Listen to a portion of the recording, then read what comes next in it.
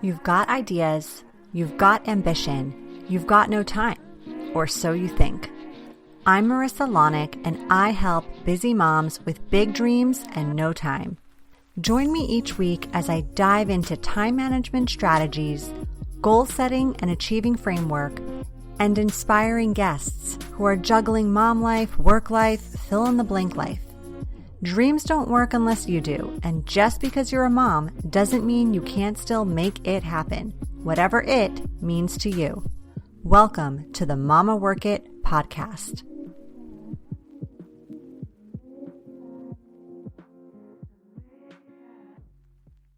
Hey, mamas, welcome back to another awesome episode of the Mama Work It podcast. As always, I am so glad you're here. My name is Marissa Lonick. I am your host. I am also the founder of Mama Work It, where we support women in the juggle of mom life, work life, wife life, fill in the blank life.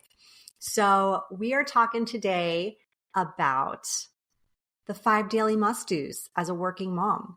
So you guys, if you're new in town, I'll just give you kind of a brief history of kind of my journey in working motherhood. So I've been a working mom since 2013. I've got 4 kids. My oldest are twins. They are now 11. My middle guy is 7. My youngest is 5. So I have been a working mom for quite some time, been through lots of different seasons so far, not the teenager season quite yet, but we're in the tween stage with the oldest.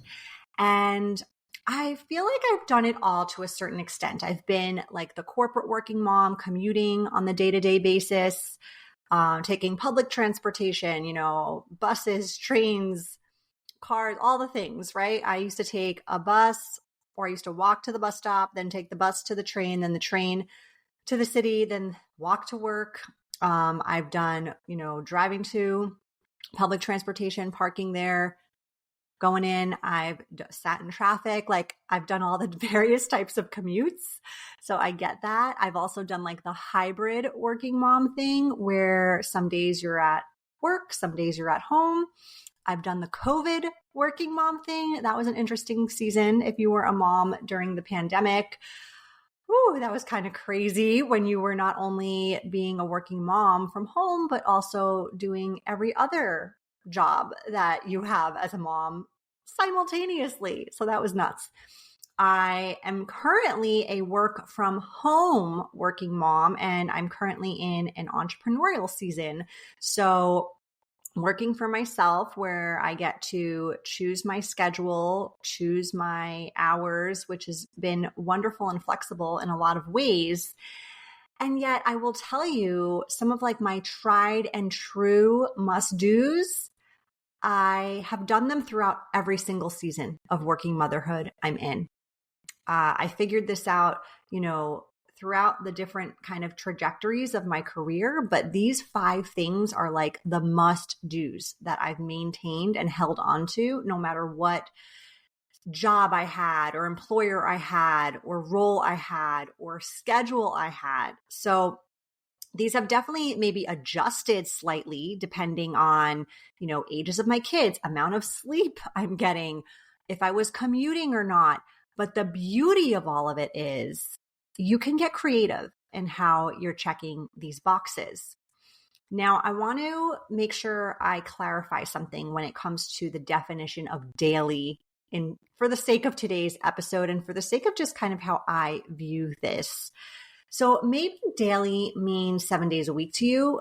Maybe it means Monday through Friday, or maybe it just means like 3 times a week. Personally, I think if you're doing something more than 1 time per week, to me, that's sort of like a daily thing. Because as we know, being a mom, and especially being a working mom, it can be quite unpredictable. And like Mondays can be really different than Thursdays, especially if you have like a hybrid schedule where some days you're commuting, some days you're not. Obviously, the days you're not commuting, you probably have more time for other things, but maybe the commute time actually acts as a portion of the day where you are doing some of these must-dos. So I just want to throw that out there. Like if you're listening to this and you're like, my days look totally different, or I could never commit to something 7 days a week. That's okay. Even if you're doing some of these things twice a week, I feel like it's still a win. So these are, again, my 5 daily must-dos if you are a working mom. And I would encourage you, if you are in like a safe space to do so, maybe jot some things down, take some notes, write it down, because if it resonates with you and you write it down, you are like 42% more likely to actually implement that into action. If you're not in a safe place to do that, maybe you're driving, maybe you're on a run, maybe you're with your kids doing something, that's okay. You can always come back and re-listen. But I would definitely encourage you to do just that, because even if you're listening with full intention today and you're paying attention to all the words I'm saying and all the tips I'm giving you, if you don't reiterate this information, meaning like if you don't take action on it or review it or listen again or, review what you jotted down, or even just the act of jotting it down, you're going to forget 75% of what I tell you. Oh, I know, right? 75%. And I know your time is so valuable and also feels kind of limited. So I want you to really get the most bang for your buck out of today's episode. So I'm going to dive right in. You know me, I don't like to mess around. I like to just go right into the good, juicy deets of each episode. So let's get started with number 1. Number 1 is a system that I started years ago, and it was actually a portion of what I implemented into the Word to Your Mother journal planner that I created back in 2020. And that is to set 3 small goals a day for yourself, and ideally to do this the night before. All right. These can be related to anything and everything. I'm going to give you some examples. Make a doctor appointment, do a load of laundry, sign up to volunteer at the teacher appreciation luncheon, schedule a play date, order diapers, whatever it is. But what happens is when you set 3 small goals, and especially the night before, it allows you to make this really long to-do list that you probably have, whether it's on paper or just floating around in your head. It allows it to feel so much less daunting. It also helps us avoid decision fatigue. So we're not having to pull out this long list or think about all these tasks and things we need to do all the time and then think about what we're going to do in that moment. We've made that decision, again, ideally the night before. And I keep saying night before because I don't know about you, but sometimes when I'm going to sleep and I'm exhausted, I can't relax because all I'm doing is thinking about all the things I have to do the next day. If I've written down 3 small goals that I know I'm going to take on, no problem the next day, like come hell or high water, I'm going to hold myself accountable for them, I can kind of rest a bit easier the night before. Another reason why this is great is because it helps you feel like you did what you set out to do that day, like you did enough. So I don't know about you, but like even on the days I'm super busy sometimes, I can get in my head and I can say, ugh, I didn't do this or I didn't do that. And it makes you feel super defeated. So even though you were working all day long, doing all the things for all the people usually, and you feel like you really didn't even have a moment to like take a deep breath, you actually didn't prioritize the things that you wanted to do or the things that were really that important to you. And so they nag at you and they make you feel like you didn't do enough or you're not enough. And again, that can help you sort of not allow yourself to rest and relax at the end of the day. So if you're interested in utilizing the Word to Your Mother, A Mama's Guide to Journal Today and Slay Tomorrow resource, you can definitely grab that on my website, on Amazon. It's a great tool. Again, I developed it in 2020 when I probably needed it the most, but that you don't need it if you don't want to, bring on this tool. You can just simply write 3 things down the night before. So that is tip number 1, a daily must do. It is going to help you feel like you are just breezing through those tasks and feeling like you set out to do what you actually want to do and not feeling busy all day long, doing all the things and not what you actually need to get done. All right. Number 2 on daily must-haves or daily must-dos as a working mom is do something physical. Do something physical, like get your endorphins pumping. You want to do this to stay in good shape or get back into shape. You want to do this to be healthy for your kids, for your family, for yourself. You want to do this because when you feel good, you do good, right? When you feel good, you do good. You have more energy, you have more motivation, you're happier, you are like a better version of yourself. And all of that starts with how you're taking care of your body. Now, truth be told, in all the seasons of working motherhood I've been in, I haven't always been like an avid traditional like worker outer, right? Like I didn't belong to a gym for a long time. I actually don't belong to a gym right now, believe it or not, but yet I exercise every day. I, have had seasons pre-kids where I was like, going to spin classes or doing, kickboxing or whatever it was. It's different in this season, and it's been different in other seasons of working motherhood for me. So, sometimes it's a YouTube workout. Sometimes it's a walk, a vigorous walk, like a power walk around the neighborhood or a run. During COVID, I was in a running season. I was running all the time, and that really helped me stay and get back into really good shape after my fourth baby was born, but also just for my mental health during that time. I remember when I was commuting and, going to the gym after work or before work, it wasn't a possibility for me during that time. It didn't fit into the schedule that, I had during that season. And so I would either hit up the gym in our building. We were fortunate enough to have a gym in the office building where I worked with a colleague of mine. We would do that sometimes. Or I would just utilize my power walk, which was probably a good mile to the office from the train station and then another mile back. I would utilize that as my workout time. I would take the stairs instead of the elevator. These are all things you can do to do something physical, no matter what season you're in of working motherhood. Maybe it's during your lunch hour, instead of working through your lunch hour or doing a to-do list from your lunch hour, you take a walk outside, or you have one of those like running treadmill things under your desk, and you have a standing desk, and you do that while you're working. So there's so many options here, but definitely doing something physical for yourself on a consistent daily, 3 times a week, whatever you can commit to basis is going to really level up your thriving in this season versus just surviving in this season. All right. Number 3, when it comes to daily must-dos as a working mom, plan dinner ahead of time. Plan dinner ahead of time. I don't care if you plan to go through the drive-thru tonight because you're running from work to soccer to dance to taekwondo. If you have a plan, you will be way less stressed, and you're not going to make decisions when you are hangry, which usually, I don't know about you, but when I make decisions when I'm hangry, they're not the best decisions. So we meal plan in our home. We meal plan for the week here. And what we do is we work around the activity schedule. So for example, yesterday, we just so happened to have a no after school activity day. It's rare, but it does happen. So I was able to spend some time in the kitchen, and I was able to make a bit more of like an elaborate dinner. Now, don't get it twisted. It wasn't anything crazy, but I could defrost chicken and prepare it and make some potatoes and some kale chips. And I could do that all within like a span of, 30 minutes or so. Didn't take that long, but it still took time and effort. And fortunately, I had that because we didn't have activities yesterday. On other evenings, when we need to eat dinner in this house at like 4:45 to get out the door on time for sports practice, we're likely doing something a lot quicker or something prepared in advance.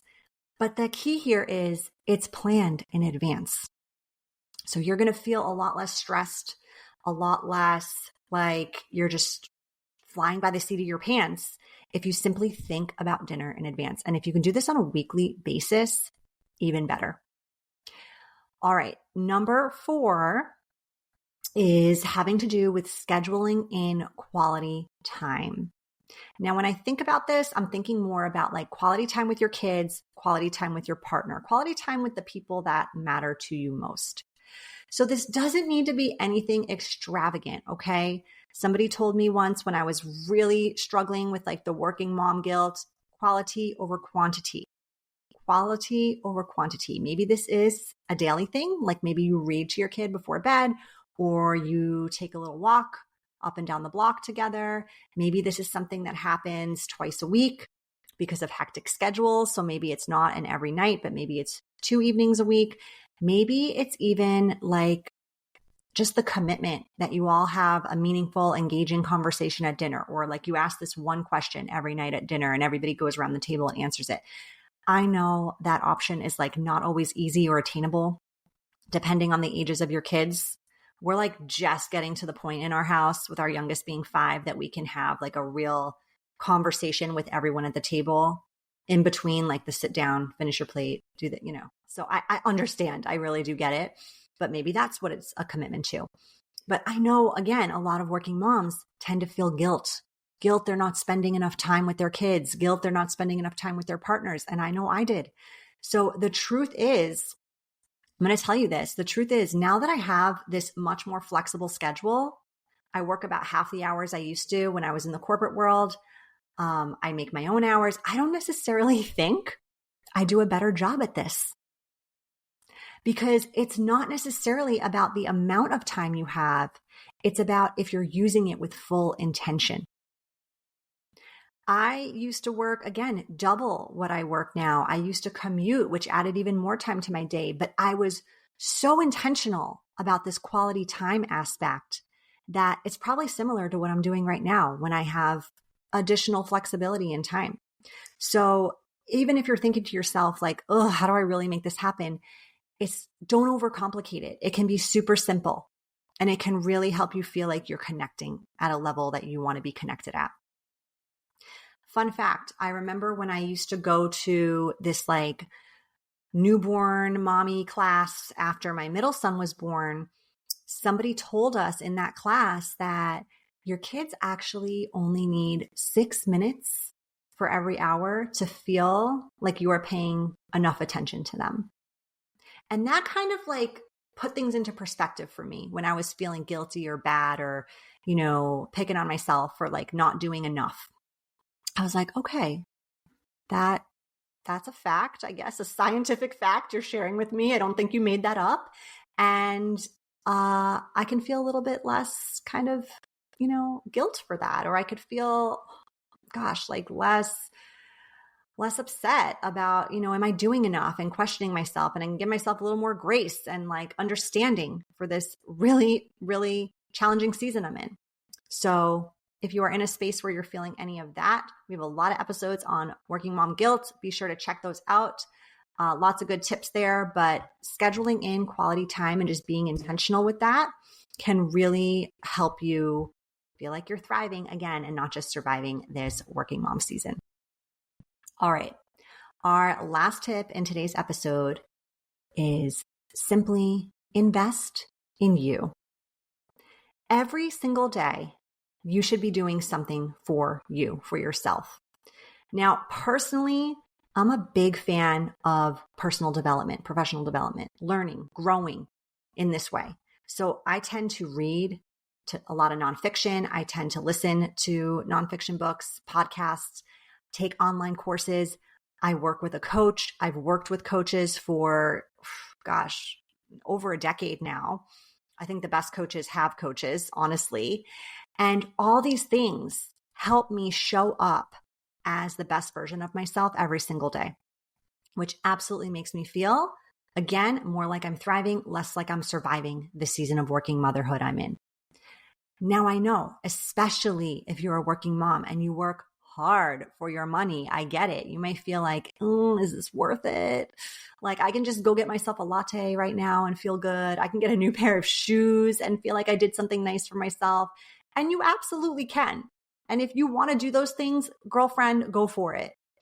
But let me ask you, is that latte, are those sandals, are they going to change your life for the better in 6 months or in a month or even in a week from now?